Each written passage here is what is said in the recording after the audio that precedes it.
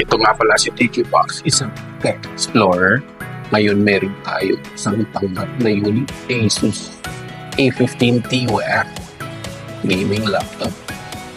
As per client, sabi niya wala itong display. So, ginawa ko, sinubukan ko muna palitan ng LCD, bagong LCD itong unit.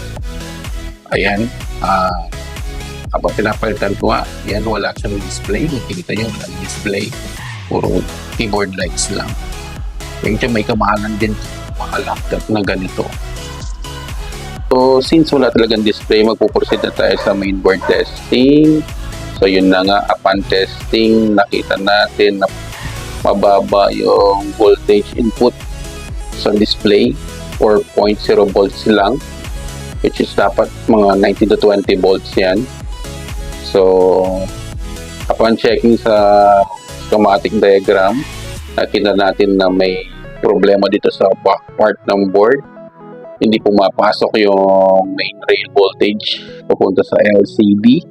So, yan na nga, susubukan ko palitan ng bagong component yung nagkukos ng trouble. So, medyo kailangan ng konting micro soldering or normal soldering skills lang dito para mapalitan mo yung mga maliliit na component.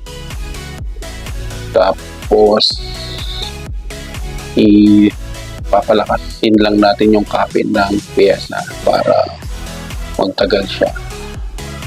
Ayun na nga, nilinis ko na, and test muna natin ulit yung voltage ng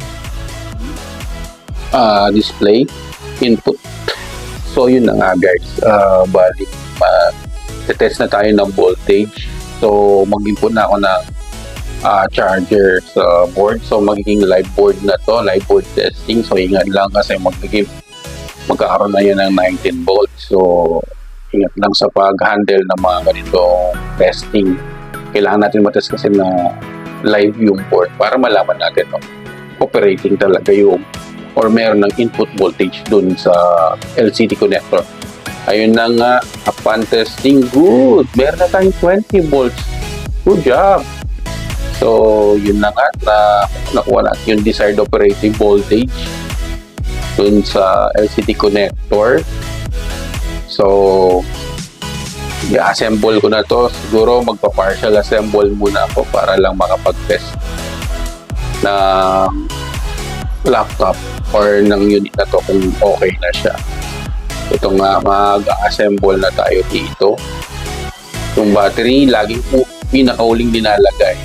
Kasi alam niyo naman na pag may battery meron din voltage so pwedeng ma-short yung mga piyesa dyan. So pinaka-last na nilalagay lagi yung battery pag magte-test kung magre-reassemble para sure na walang mag-short dyan. Yan na nga, na-assemble ko na siya paunti-unti. I-screw ko na to.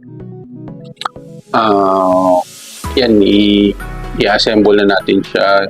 Screw na natin. Basta pakatandaan yung battery pinaka-last na nilalagay. Saka dahan-dahan lang, huwag magmadali. Para sure ball yung pagkalagay. Tapos, ingat sa mga flex kasi maraming lang dyan. Hindi ganun medyo sensitive. Agad na pupunit or basta tingin sa flex, huwag persahan. Yun yung mga technique. Yan, nilalagay ko na yung dahil nandiyan yung power on yung keyboard flex. Yan, subukan na natin i-power on. Sana swertihin tayo. Maghintay lang tayo ng konti. Ayun! Yola! Okay na yung unit. By display na. Okay na. Salamat sa panonood guys. This is Digibox signing off.